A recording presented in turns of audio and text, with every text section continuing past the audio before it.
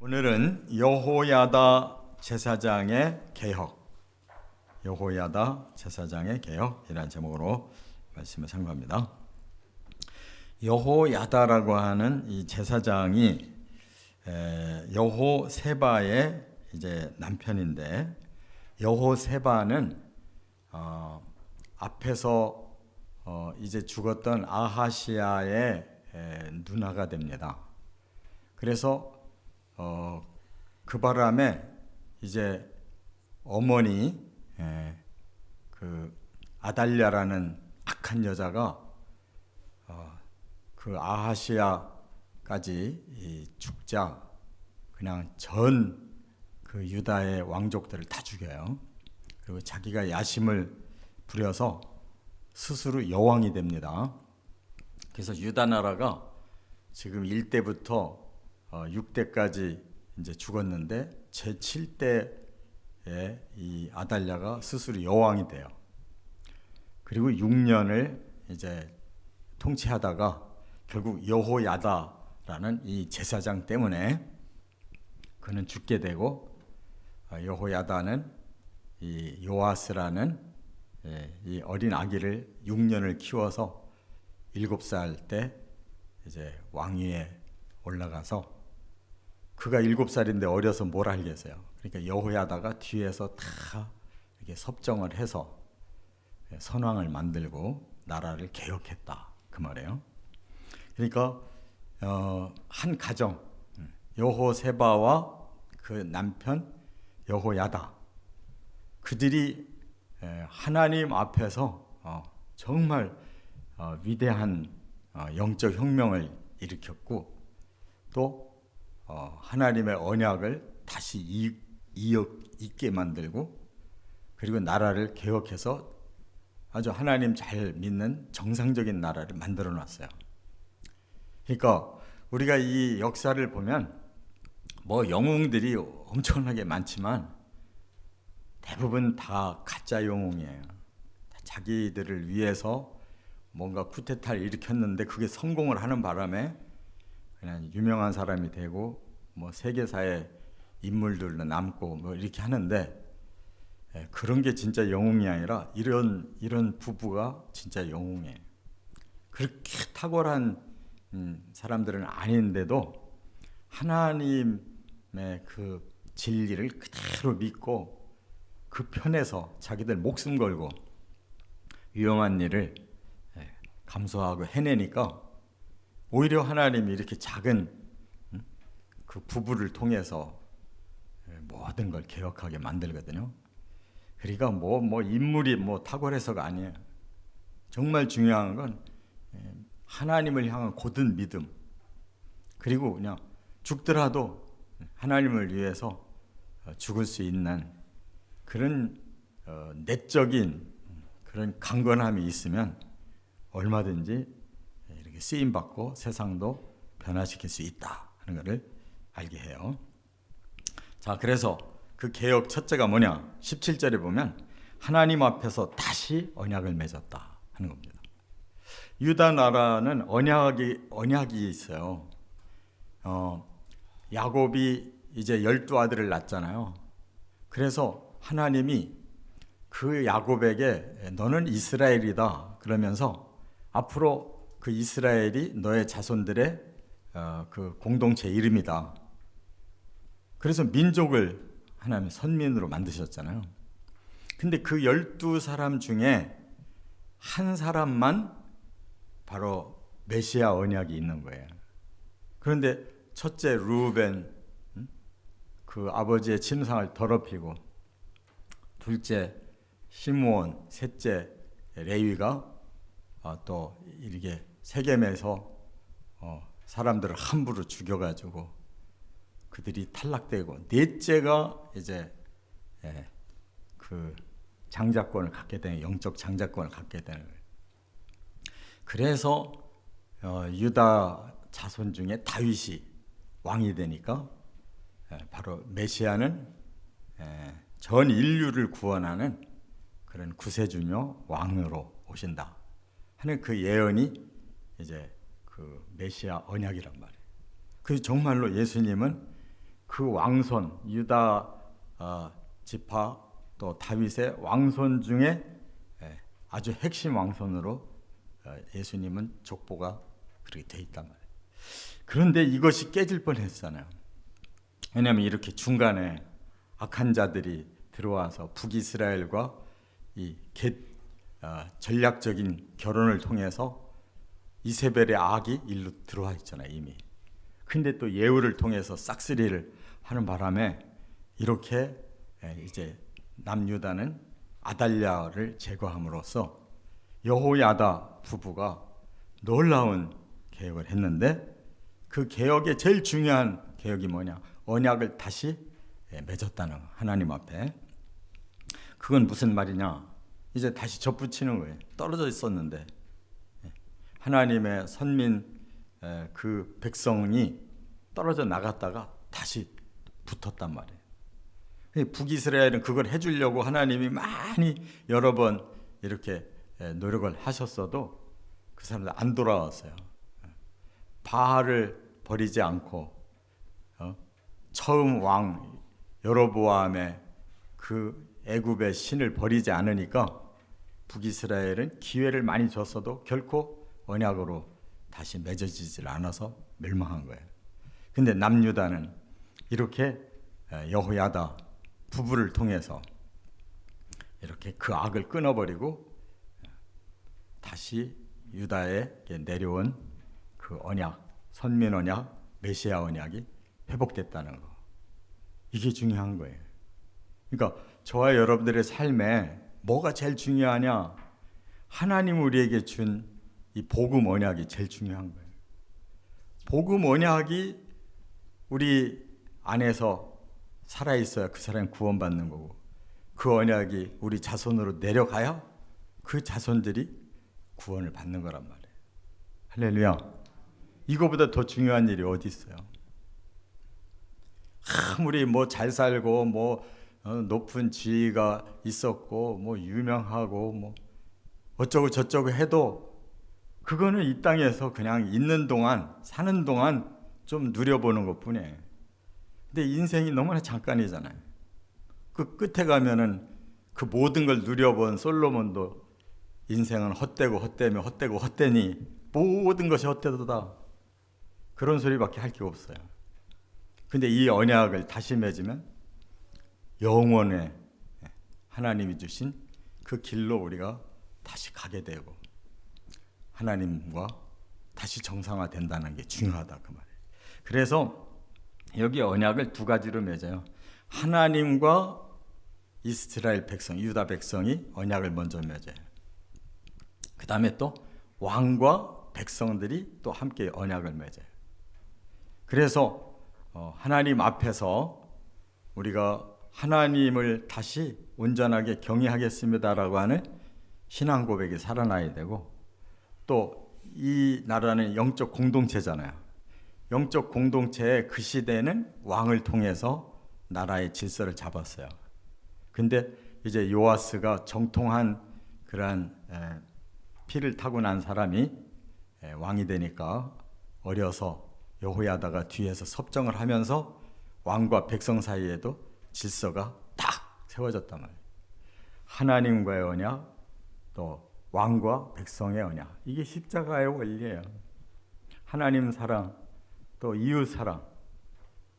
왕은 백성 사랑하고 백성은 왕을 순종해서 모든 질서가 세워질 때, 그것이 바로 하나님이 원하시는 공동체가 되어 가는 것이다, 그 말이에요. 자, 그래서 잘못하면 메시아 언약이 끊어질 뻔했는데 이 아달랴라는 악한 여자 때문에 이렇게 두 사람, 한 부부가 헌신하니까 이렇게 모든 것이 회복됐다 하는 거. 두 번째 중요한 게 뭐냐? 18절에 보니까 우상을 척결하고 성전을 수직했다 그랬어요. 자, 우리가 하나님 앞에 언약을 다시 맺었으면 그동안 잘못되어 있던 것은 다 없애버려야 될 거 아니에요? 근데 북이스라엘의 실패는 그거예요. 기존에 잘못됐던 걸 없애질 않고 그냥 사람들만 죽이니까 그 우상이 다시 살아나잖아요. 그럼 소용없어요. 그래서 여기 보면 그 유다 나라도 이제 서서히 우상화가 돼가지고 막 우상을 본격적으로 섬기기 시작했는데, 아달랴가 6년 동안이나. 그런데 그 가장 치명적인 우상 숭배가 바알이에요. 바알 그러면 누가 떠오르냐면 이세벨이 떠오르는 거예요. 이세벨이 바알 우상 신앙을 북이스라엘에 전체로 퍼뜨렸는데, 이제는 그 이세벨의 딸 아달랴가 남유다의 왕후였다가 자기가 왕이 돼가지고는 6년 동안 다 퍼뜨렸단 말이에요. 하나님이 제일 염려되는 것이 바알 우상이었네. 바알이 뭐가 그렇게 문제냐? 사탄이 사람들이 가장 좋아하는 죄성을 이용해서 종교를 만들었단 말이에요. 그러면 사람들은 종교를 통해서 자기가 원하는 걸 다 받아요. 그냥 복채만 내고 빌면 다 준다는 거예요. 그러니까 사람들은 우상을 섬기지 않을 수가 없는 거예요. 일본 사람들이 얼마나 똑똑해요. 그래도 영이 막히니까 10,000개도 넘는 우상을 가지고 모든 것을 다 이 신이 이거 주고 저 신이 저거 준다 하면 그냥 가서 언제든지 그냥 기도하고 합장하고 그러잖아요. 영이 죽은 사람은 완전히 우상에게 사로잡힐 수밖에 없어요. 이와 같은 나라가 돼버렸는데, 이렇게 하나님과 언약 맺고 그 다음에 실천을 한 거예요. 우상을 다 깨뜨렸다는 거예요. 그래서 이제는 하나님 앞으로 다 돌아오게 된 거지. 하나님 앞에 돌아오니까 뭐를 다시 정화해야 되겠어요? 성전을 정화해야지. 왜? 그동안은 우상을 섬기느라고 사람들이 성전에 가지 않는 거예요. 그런데 모세의 율법에 분명히 제사법이 확실하죠. 이제 5대 제사법이 있잖아요. 그러니까 이 5대 제사를 통해서 하나님께 충성하고 봉사하고 또 하나님과 화목하게 살고, 우리의 죄를 졌다면 하나님 앞에 제물을 드리며 죄를 고백하고 사함을 받고, 이렇게 5대 제사가 살아나야 되는데 그게 다 죽었어요. 그래서 성전을 수직했다라는 말은, 이 수직이라는 말은 곧게 지켰다는 뜻이에요. 말하자면 고쳐서, 바르게 고쳐서 그때부터 그냥 계속 하나님만 잘 경외했다, 이런 뜻이에요. 지킬 수 고들직. 그러니까 하나님 성전을 바르게 이렇게 이제 하나님 앞에 나가서 신앙생활 하도록 그렇게 모든 성전의 제도를 다 부활시켰어요. 그러니까 우리의 삶에 필요한 것이 눈에 보이는 성전이 아니에요. 우리의 영혼에 세워주신 성전이에요. 믿습니까? 뭐 아무리 잘 짓고 페인트 칠 다 해놔도 그 안에 사람들이 변화가 없으면 타락한 교회인 거고, 교회가 그렇게 좋진 않아도 사람들의 마음이 영적으로 살아있으면 하나님의 뜻대로 순종해서 사니까 열매가 점점 아름답게 맺어지는 거. 그것이, 그래서 여기에 보니까 제사장이 모든 관리자, 직원들, 또 제사장 반열, 그리고 번제, 규례, 또 성가대, 문지기 다 이런 것 회복시켰다는 거예요. 그러니까 하나님 안에서 우리의 신앙생활이 다 질서정연하게 갖춰지면 그때부터는 이제 하나님의 은혜와 축복이 내려오는 거예요. 여러분, 사람이 다 잘 살고 싶은데 왜 평생을 노력했는데도 잘 안 되는 사람은 안 되고 되는 사람은 될까요? 복은 우리가 만들어내는 게 아니기 때문에 그래요. 복은 하나님이 주시는 거예요. 죽으라고 애써도 안 될 때는 하나님 앞에서 올바르게 살고 있는지를 따져봐야 돼요. 그리고 그 선조가 희생을 해서 하나님 앞에 헌신했다면 하나님은 그 선조의 후손에게도 복을 주는 거예요. 자손 1000대에 이르러 복 준다고 그랬잖아요. 그러니까 우리 당대 다 되는 거 아니에요. 내려가는 거라고. 그럼 내려가면서 점점 잘 돼야지. 내려가는데 점점 잘 안 되면 이게 문제잖아요. 우리는 너무 교만해서 내 당대 모든 걸 다 해보려고 그러는데 천만의 말씀. 하나님, 나머지는 하나님께 맡기시기 바랍니다. 하나님 앞에 우리가 해야 할 일 하고 살면 그 다음 맡기면 자손은 하나님이 책임져 주시는 거예요. 천대 이르러 은혜를 주신다는데 얼마나 사랑하면 그런 말씀 하셨겠냐고. 근데 뭐 자식 잘 되게 하려고 뭘 어떻게 하고 저렇게 하고 뭐 그러다가 하나님 앞에서는 제대로 살지 못하면 자기가 계획된 대로 되냐고. 우리가 자식을 만들어낼 수 있어요? 안 돼요. 하나님께 맡기시기 바랍니다. 끝으로 세 번째, 19절부터 21절. 나라가 변화됐어요. 온 백성이 즐거웠고 온 성이 평온했다 그랬어요.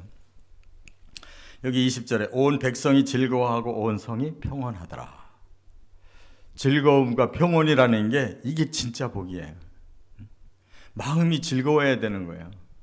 그리고 평온이라는 것은 샬롬을 말해요. 샬롬. 히브리어로 샬롬이에요. 평온, 평화. 우리의 마음이 이렇게 하나님을 잘 경외하니까 의롭게 살고 선하게 살고 거룩하게 살면 저절로 마음이 즐거워지는 거예요. 거리낌이 없으면 사람은 저절로 평화로워지는 거예요. 근데 영적으로 뭔가 부대끼고 살면 참 우리 자기가 기쁘게 살아보려고 해도 마음 중심에 기쁨이 없는데 어떻게 기뻐요? 하나님이 내 마음에 기쁨을 주셔야 기뻐지는 거예요. 하나님이 내 마음에 샬롬을 주셔야 평안해지는 거예요. 우리가 만들어내는 게 아니에요. 아무리 텔레비 틀어놓고 뭐 개그맨들 웃기는 거 쳐다봐야 소용없어요. 자기 마음 여전히 슬픈데 괴로운데 그게 나한테 전이가 되냐고. 몇 초 잠깐 웃었다고 웃은 게 아니잖아요. 내 마음이 계속 하나님이 주시는 기쁨이 있고 하나님이 주시는 평화가 있어야지 그 사람이 가장 행복한 사람이에요. 이렇게 여호야다 부부가 헌신해서 나라를 이렇게 하나님 앞에 언약이 정상화되고 나라가 정상화되고 하니까 백성들이 기쁘고 평화롭게 살았다. 이것처럼 큰 축복이 어디 있어요? 그러니까 저나 여러분이나 저도 이 말씀 준비하면서 그렇구나. 뭐 어떤 인물이 돼야 되겠구나가 아니라 지금 하나님 나에게 원하시는 것이 무엇인가 알고 거기에 나를 드리면 되겠구나. 그렇게 여호야다 부부처럼 하나님 안에서 승리하시기를 주의 이름으로 축원합니다.